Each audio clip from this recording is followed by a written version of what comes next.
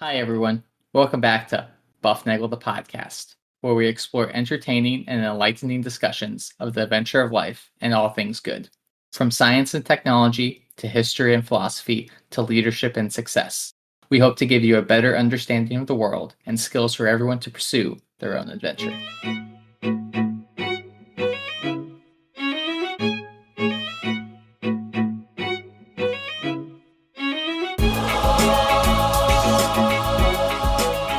Well, hi, everybody, and welcome back to Buffnagel the podcast, where we talk about all things good in the pursuit of the adventure of life. I am Rafe, and because it's a Tuesday, it's going to be another great show Tuesday, because you guys have made us a global top 10% podcast. You are the world's greatest listeners. Therefore, as usual, feel free to reach us at buffnagel@buffnagel.com. Share the love, share the buff, give us a 5-star review, hit subscribe, like, or smiley stars, whatever else it is that you need to hit to tell us that you are having, of all the lifetimes on the planet, you are one that, that gets, you've been treated to this show. And that didn't happen to most of the people that have lived on this planet. But right now you are living in the golden age of podcasting because we are here. So tell a friend to listen and you will get a free episode. And somewhere buried in the show notes is a link for you to buy me a coffee or whatever else you'd like to buy me. I've been thinking again about the book of Genesis, and I know I think about that book a lot because it presents a grand picture of, I guess, our nature as mankind and how we relate to God. And I've talked about a number of concepts that can be found in the first 2 chapters of Genesis: the nature of the cosmos before creation, the nature of God. He creates good things.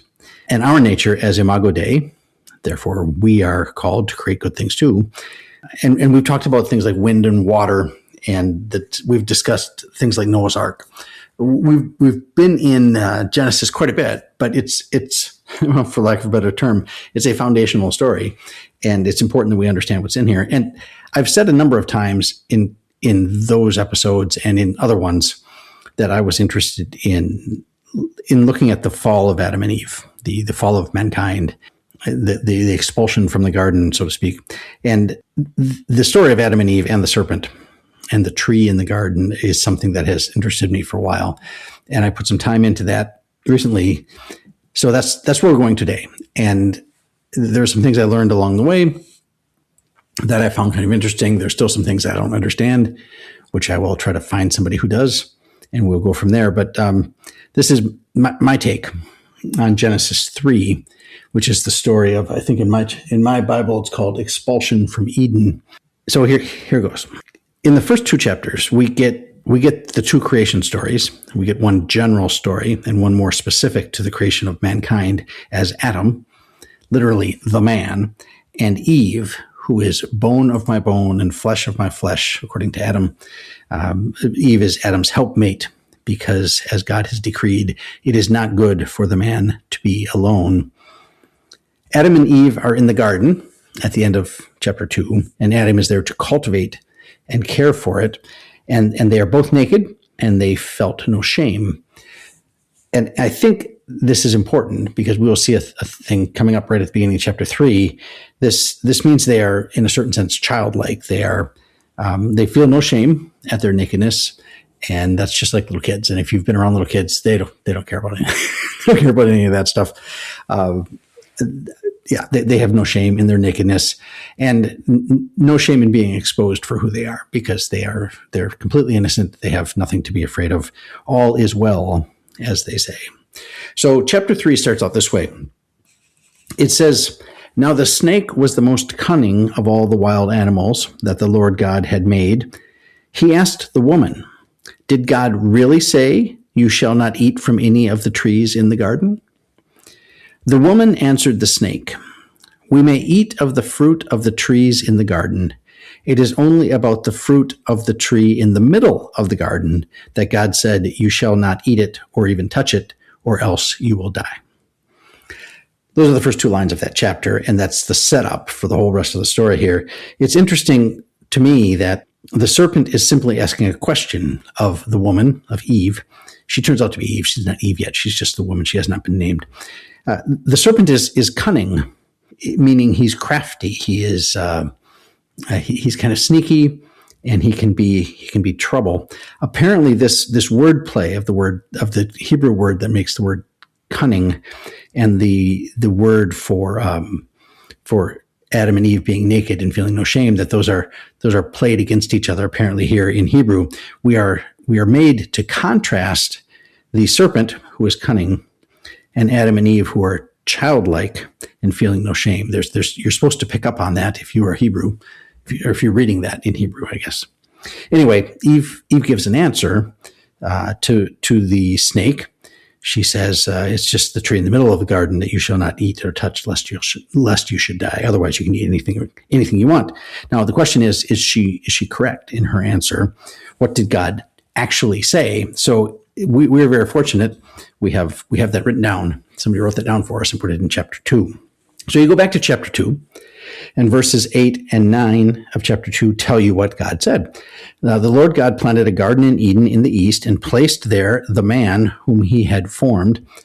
Out of the ground, the Lord God made grow every tree that was delightful to look at and good for food, with the tree of life in the middle of the garden and the tree of knowledge of good and evil. And then in chapter 2, verses 15 and 17, we find out what you should or should not do with these things. God then took the man and settled him, Adam, in the Garden of Eden to cultivate and care for it. The Lord God gave the man this order: "You are free to eat from any of the trees of the garden, except the tree of knowledge of good and evil. From that tree you shall not eat. When you eat from it, you shall die." That's the instruction we get in chapter 2. So it looks like Eve was correct. Yes? Let's look at this a little bit more carefully. I'm not sure. In chapter 2, we see that we see where the trees are, okay? Out of the ground, the Lord made every tree that was delightful to look at and good for food, and the tree of life in the middle of the garden, the tree of knowledge of good and evil, okay? It says, with the tree of life in the middle of the garden and the tree of the knowledge of good and evil. Now, it doesn't really say where the tree of knowledge of good and evil is in the garden, okay? The garden has lots of trees that are delightful and good for food, and a tree of life in the middle, and a tree of knowledge of good and evil. It's not clear. Maybe it's clear to you. It's not necessarily clear to me where the tree of knowledge of good and evil is, if it's a tree in the middle or not. And that matters because that's how Eve responds. Okay, so is the tree of knowledge of good and evil in the middle of the garden? That's the question. And perhaps are these trees the same tree? I don't know. It's a little unclear at this point. Okay. What again does Eve say? She says, "We may eat of the fruit of the trees in the garden. It is only about the fruit of the tree in the middle of the garden that God said, you shall not eat it or even touch it, or else you will die." But that's not really what God said. In chapter 2, we learn that the tree of life is in the middle of the garden. We are less clear about the location of the tree of the knowledge of good and evil. So it looks to me, from my perspective, that Eve is getting a little rattled by the questioning. That happens to me, so I tend to project that on others. God said, "Don't eat from the tree of the knowledge of good and evil." Eve said that God said, "Don't eat from the tree in the middle of the garden." The tree in the middle of the garden is the tree of life. I'm not sure what to think. So was Eve right about what God said?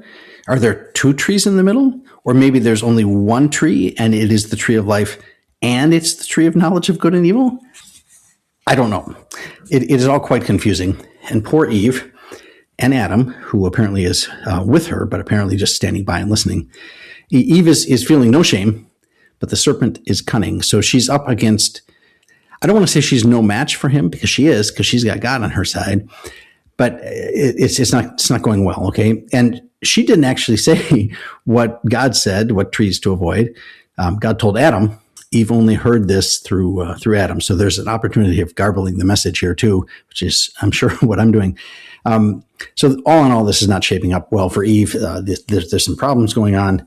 And the serpent responds then to Eve. He says in verse 4, "The snake said to the woman, You certainly will not die. God knows well that when you eat of it, your eyes will be opened and you will be like gods who know good and evil.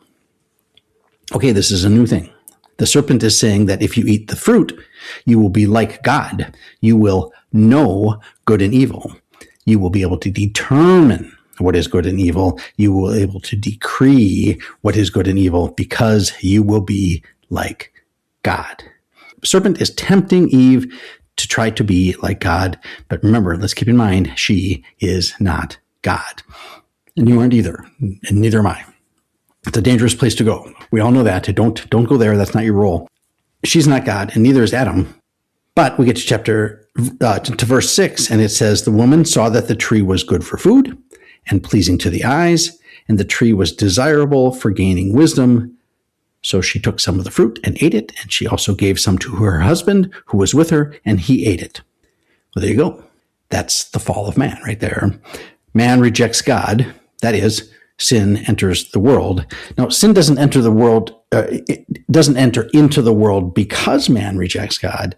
Man rejecting God is sin entering the world. Okay, sin is turning away. Man turning away from God and toward something that is good for food and pleasing to the eye. That's what she is turning toward, and she convinces Adam to do the same thing. She's turning to what? To something that's good for food. It's pleasing to the eyes, and it's also desirable for gaining wisdom. It's like a goodness trifecta. How can you blame her? Well, all sin looks like that. It all looks pleasing to the eye, and it looks like maybe you will get wisdom, or it looks like that it's good for food. The sin you do looks like that, okay? And our big brain, smarthead friend, Father Elliot Zach, has been quoted as saying, if sin tasted like rat poison, then we wouldn't do it, okay? That's why sin is so tempting. Look at the places where you miss the mark, where you are a sinner, and we all are, okay? So I look at myself here. You are tempted by things that look good for food, things that are pleasing to the eye, things that are out there for gaining wisdom, right? Before you sin, you tend to justify what you want with at least one of these claims. It will be a good thing. Don't worry, it will be good. She took some of the fruit and ate it, and she also gave it to her husband who was with her, and he ate it. And guess what happens? Was the serpent right? Did they die or not? And which tree exactly was this? It's not specified. I'm thinking it's the tree of knowledge of good and evil, but it's not exactly clear. Let's read on. Verse 7. Then the eyes of both of them were opened, and they knew that they were naked, so they sewed fig leaves together and made loincloths for themselves. Aha! Their eyes were opened. They are no longer children. They no longer feel no shame. They now feel shame for their nakedness. They are open. Their eyes are open. They can divine their own truths. They have knowledge of good and evil, and they start to decree their own truth. It starts with them hiding. Verse 8. When they heard the sound of the Lord walking about the garden at the breezy time of day, the man and his wife hid themselves from the Lord God among the trees of the garden. The Lord God then called to the man and asked him, "Where are you?" And he answered, "I heard you in the garden, but I was afraid because I was naked, so I hid." So God asks questions, first of Adam, where are you? Sin is a turning away from God. Hell is a door locked from the inside. Keep in mind, they had been naked, but now they are not anymore. So why are they hiding? It's not fear of nakedness. This is a different kind of shame. This is a different kind of fear. This is how Satan works. Before the sin, he will say, it will be okay. But afterwards, he says, oh man, you really screwed up. You need to hide from God. So he encourages you to sin again and again and again. Keep doubling down. Keep digging that hole. Keep turning away. Stay turned away and lock the door from the inside. I initially wondered when I was reading this, I said to myself, why isn't the snake in the story at this point. I can kind of imagine a couple deleted verses saying, "And the snake said to the man and the woman, you need to hide. You cannot let God see you like this. Go, make some clothes, cover yourself, stay hidden. You cannot let him see you. He is going to be really mad." But I think there's no need to actually have the snake say these things to them at this point, as the abandonment of God, the turning away from God, has already blemished the man and the woman. They don't need the snake anymore to tell them to sin. It has become a part of their very nature. They feel it now inside. They feel Satan inside. It is essentially demonic possession. That's why they're hiding. More questions to Adam. God asked, "Who told you that you were naked? Have you eaten from the tree from which I have forbidden you to eat?" The man replied, "The woman who you put here with me, she gave me the fruit from the tree, so I ate it." Adam doesn't even answer the first question about who told you that you were naked. He just blames Eve for giving him the fruit. He passes the buck. "It's not my fault. She gave it to me." Another sin. God turns to Eve. The Lord God asked the woman, "What is this you have done?" Eve evades that question, and she too passes the buck to the snake. Another sin. The woman answers, "The snake tricked me, so I ate it." And at this point, I'm thinking about God and his little questions to everybody there. I'm thinking he's doing this shake my head thing, hold my forehead, and saying to himself, goodness, what a mess. I warned them. I told them not to. I told them what would happen. So God lays out the consequences. First to the snake. The Lord God then said to the snake, "Because you have done this, cursed are you among all the animals, tame or wild. On your belly you shall crawl, and dust you shall eat all the days of your life. I will put enmity between you and the woman, and between your offspring and hers. They will strike at your head, while you strike at their heel." My Bible notes say that there's two aspects in this consequence of sin, and in all the other ones too. The first one impacts the individual. The second component impacts the relationship. The snake was cunning and could walk upright, but now snakes will be cursed and crawl on their bellies and eat dust. That's the personal one. And the relationship is also strained. God will put enmity between the snakes and the woman and her offspring. Then to Eve, her consequences. To the woman, he said, "I will intensify your toil in childbirth. In pain you shall bring forth children. Yet your urge shall be for your husband, and he shall rule over you." So she will toil and suffer pain in childbirth, the thing that she, as a woman, is uniquely designed to do. And her relationship with her husband will be strained, as her desire will be for him, but he will rule over her. And finally, to Adam. To the man, he said, "Because you listened to your wife and ate from the tree about which I commanded you, you shall not eat from it. Cursed is the ground because of you. In toil you shall eat its yield all the days of your life. Thorns and thistles it shall bear for you, and you shall eat the grass of the field. By the sweat of your brow you shall eat bread, until you return to the ground from which you were taken, for you are dust, and to dust you shall return." So Adam has to toil and deal with thorns and thistles, and he has to sweat of his brow. He's going to use that to make bread. Eventually he will do all this, and he will return to the ground from which he was taken. He is dust, and to dust he shall return.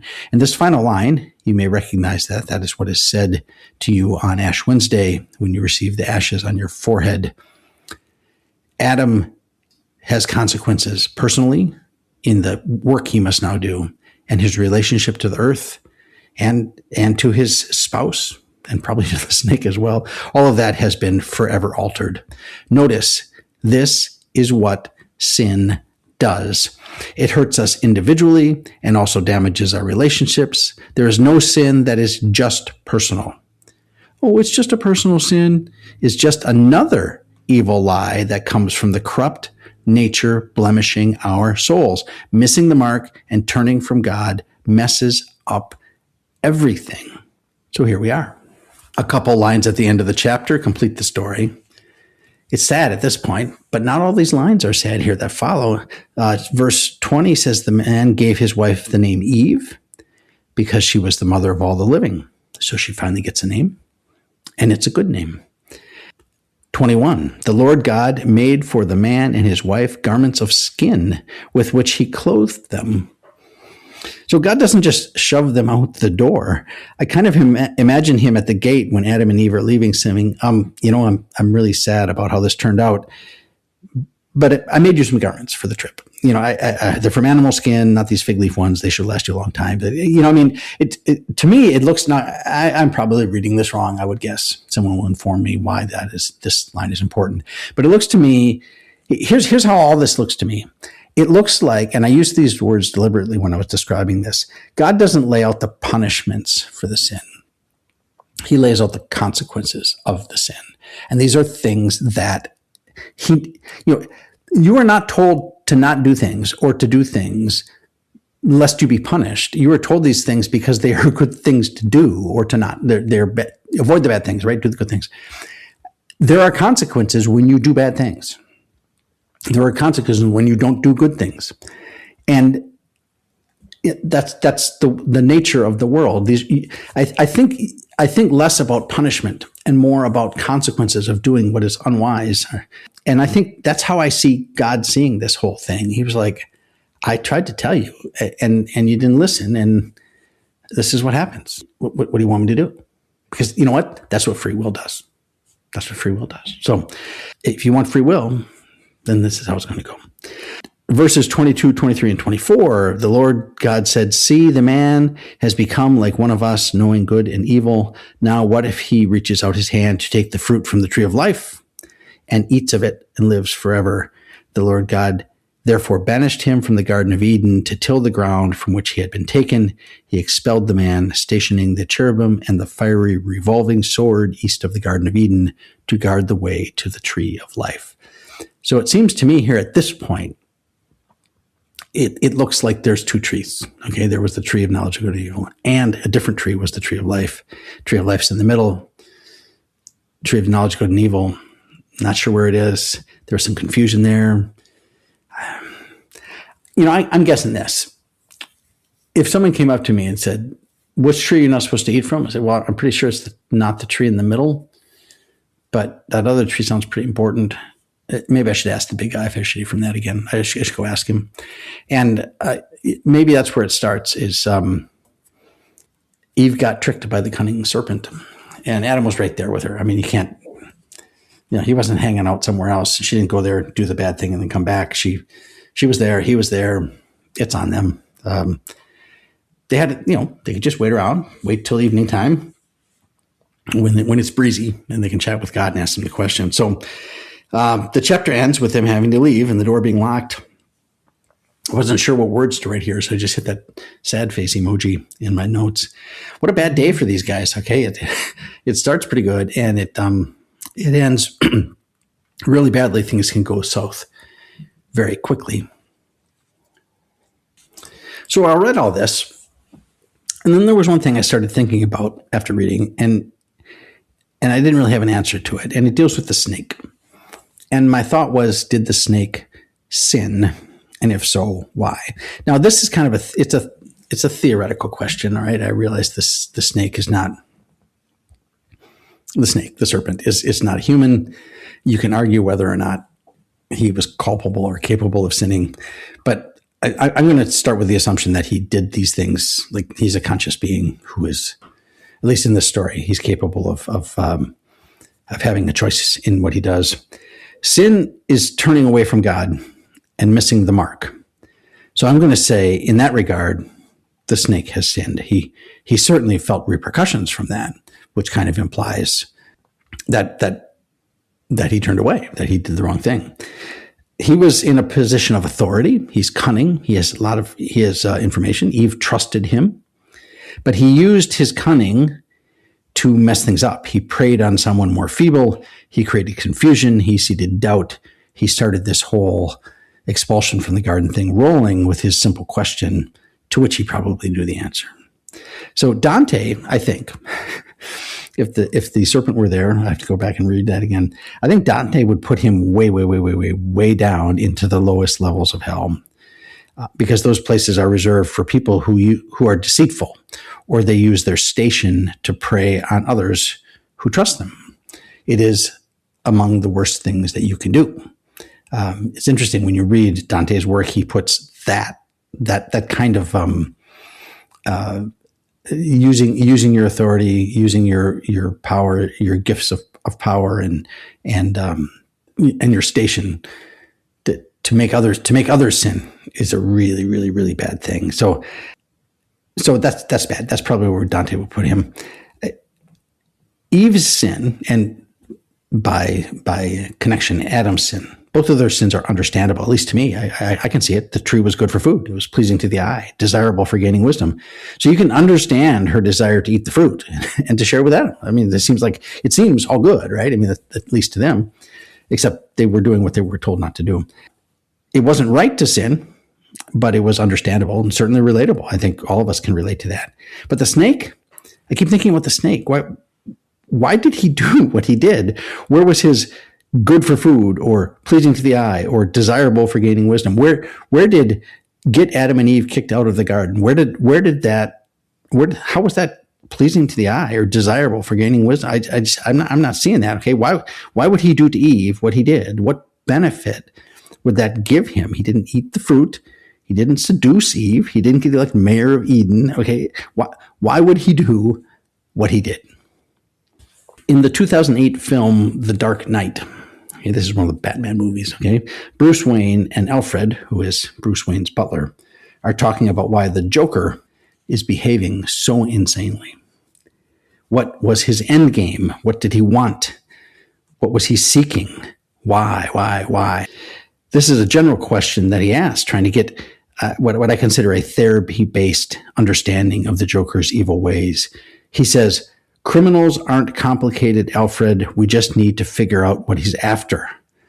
He says that very arrogantly. I mean, there's this smirk on his face, this look of, I know everything. I mean, it's very strange, because a movie up to that point is, Bruce Wayne is pretty confident. He's pretty cocky. But at this point, he's just downright arrogant with his statement, "Criminals aren't complicated, Alfred. We just need to figure out what he's after." As if I'll just figure out what he's after, and then I can stop him because I'm smarter than this. Something. I can understand you. You are understandable. Alfred the butler responds, "With respect, Master Wayne, perhaps this is a man you don't fully understand." And then Alfred tells Bruce Wayne a story about when he was a soldier once, a long time ago, and he reveals the lesson that it taught him. He says, "Some men aren't looking for anything logical, like money. They can't be bought, bullied, reasoned, or negotiated with. Some men just want to watch the world burn." Why would the serpent do to Eve what he did? What was his angle? Power, fame, lust? He got nothing but to crawl on his belly for eternity and eat a mouthful of dust. Some men just want to watch the world burn. And here we see in the 3rd chapter of Genesis that this is not a new phenomenon. It is as old as the dawn of man. Milton depicts Satan as being cast out of heaven for rebelling against God. Evil is the absence of good, and thus despises the good, wanting to bring it down. I think that Satan here in the garden, as the serpent, is looking to bring down the truth, beauty, and goodness of the pinnacle of God's creation. He uses a simple question and a deliberately sneaky language to trick Eve to eat from the tree of knowledge of good and evil, and thus start the cascade that exiles mankind from the home that we were created to occupy. The snake uses his cunning to channel his nihilism into the fall of man. He just wants to watch the world burn. But truth, beauty, and goodness have a way of coming back. The truth will out, they say. God starts immediately by making clothes for Adam and Eve and puts into place a grand, broad plan for the eventual reconciliation that comes through the crucifixion and the resurrection. Keep in mind, God can always bring about goodness, even out of evil.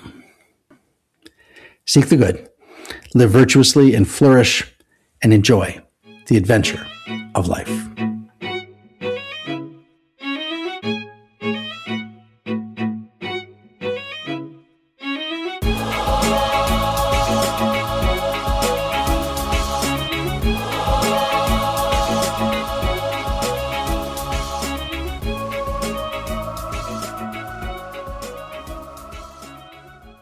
It's going to be a great day.